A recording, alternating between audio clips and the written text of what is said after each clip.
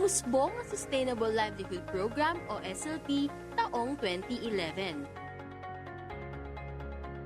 Mula sa binhi ng dating Self-Employment Assistance Kaunlaran o SEAK program, sumibol ang mga bago at iba't ibang oportunidad para sa ating program beneficiaries.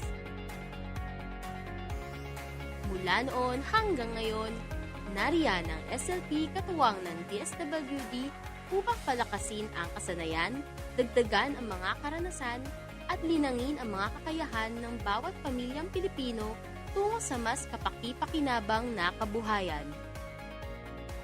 Sa paglipas ng panahon, ang SLP ay patuloy na yumayabong. Mula sa isang programa, tayo ay naging isang pamilya. Kasama ninyo sa inyong pag-ahon tungo sa mas mataas na antas ng pamumuhay. Sabay tayong nangarap at nagsisikap sa pagtupad ng inyong mga pangarap. At ngayon, sama-sama nating ipagdiwang ang mga narating na at mararating pa. SLP, mula sa pagsibol hanggang sa pagsulong.